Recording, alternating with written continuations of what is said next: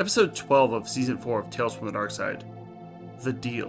About a man who sells his soul to the devil. You knew it was coming. It's been like 7 episodes since someone sold their soul to the devil. It had to happen again before we conclude the series. The guy who's going to do it this time is a screenwriter. Well, aspiring screenwriter by the name of Tom Dash.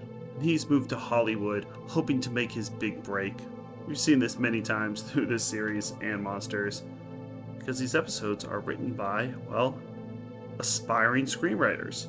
So they put themselves into the episode just like Stephen King does, and man, does this story feel like I've heard it 1,000 times before.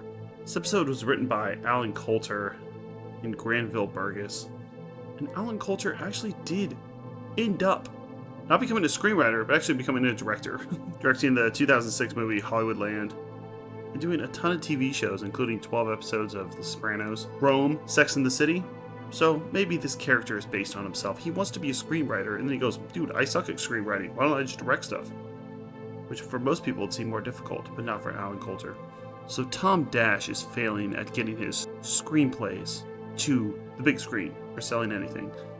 But he gets help from his neighbor, Donald, who's played by Alan Garfield, who was in Beverly Hills Cop 2 as Harold, and The Majestic with Jim Carrey, underrated movie about movies. He played Leo. And Donald decides to give him a deal. And this is where we get the first problem of this episode.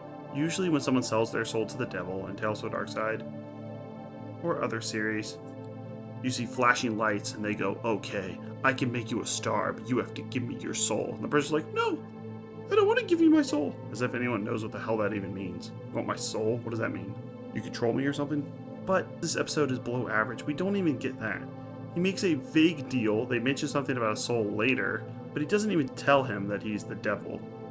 Spoiler alert, Donald's the devil. He's trying to get the soul of the screenwriter. Maybe the point they're trying to make is that people in Hollywood will sell their souls for absolutely nothing, don't ask any questions, but man, this scene could have been so much better. It's just super boring. We then see him figure out later that he is the devil, and he has a very spirit Halloween store tail and little horns. And Donald, I would say, is the only good thing about this episode. He's playing the charming, cunning devil. You don't see any flashes of him being overtly evil, outside of the fact that he's trying to get people's souls. And of course, they're trying to do a comparison to Hollywood itself. People will sell their souls to become actors, actresses. We get it. We've heard this a billion times. And that's pretty much all that happens in this episode. Tom Dash not only gets some of his screenplays sold, he actually becomes a mogul, a Harvey Weinstein, if you will, in the movie business, but is always disappointed by the way that his films come out. Another commentary, someone sells their script, and then the director, the movie production company, changes all these things about their script, and it's unrecognizable from what he originally wrote. You've heard that story before too. When you sell a script, they can do whatever the hell they want to it. You use one line or all of them. Just like if you write a book and you sell the movie rights. First time I realized this was, there was a writer I like called Annette Curtis Kloss, and she wrote the book Blood and Chocolate, which got made into a movie in like 2007.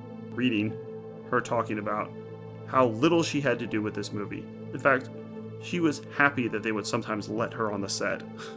Like, you sell the rights to your book, they can either ban you from the set or just like have a few courtesy walkthroughs. Here, you want to see what's going on? Okay, here you go. By the way, you have no input in this. We can change this and turn this into a teenage love story. I think they're trying to copy Twilight. That's what happens to Tom Dash as well. Nothing else happens in this episode. He sells a script. He becomes a movie mogul. He argues with some people, and we get a decent ending where he's having an actress over to his apartment, and they're practicing some lines, and he's trying to get her to sell her soul to this devil so that he can get out of his contract. So he has her recite lines that she thinks is from a movie to the devil to sell her soul to the devil so that he can get out of his contract and I guess be free. This backfires though, as the actress is an improv actress and starts improving and adding in a few choice words that ends up Tom Dash turning into a bunch of dust. That's it. This episode's bad. I don't even know what to give it. I guess I'll give it a 3. We will hit a good episode again. It'll happen. But we're in a bit of a slump. Love Hungry was decent, but I think the last really good episode was No Strings, episode 5 of season 4. So you get a 3 deal? Alright, let's see if anyone liked this episode. There are a few people. 8 out of 10. Make a deal with the devil. Then when he takes your soul, he goes after another soul. This one's a beauty. Yeah, the devil's never satisfied. He always wants more souls. Also, aren't there enough people acting badly that would go to hell anyways? Like, does he really need more people in hell? I figure the place is pretty crowded. Strange character has promised him a lead good Hollywood read for a feature film. Is this too good to be true? Only slowly, but soon. Tom sees the darkness in the game. It's real, even with those strange horns. This is quite some writing. Does this guy write this script? Soon after Tom's soul is taken, this dark master moves on to another this time. It's an up-and-coming beauty. It's one deal, one soul taken at a time. Wow, neat and clever episode that teaches and proves a good moral message. And that's to be careful with the devil. Okay. 2 out of 10. How many times can they tell the same story? Apparently a billion. I swear the scriptwriters of these 80s horror anthology shows like the new Twilight Zone, Tales from the Darkside, and Monsters to a lesser extent, are obsessed with writing stories about scriptwriters making a deal with the devil in return for Hollywood fame and glory. Well, there was Werewolf of Hollywood and Monsters. That was the same story. That was more like a werewolf. The deal is yet another twist on the same old tale with a struggling scriptwriter who gets a knock on the apartment door one day. His visitor is a guy with a very special deal. But will the scriptwriter accept? Except for he doesn't really even tell him he's making this deal. The deal is predictable in the extreme and hardly enlivened by a general lackluster feel to the production, a going through the paces quality to the direction, and some less than stellar performances. It's a highly missable episode. It's highly missable. Yeah, how do they mess up the most important part? If you sell your soul to the devil, there has to be some drama around that. The person who's selling his soul has to actually care. This guy doesn't even give a shit until the end. And then it's just because his movies are turning out poorly. Also, what does he think is going to happen if he gets rid of this soul deal? His movies are going to start doing good? Oh man, I don't like this episode.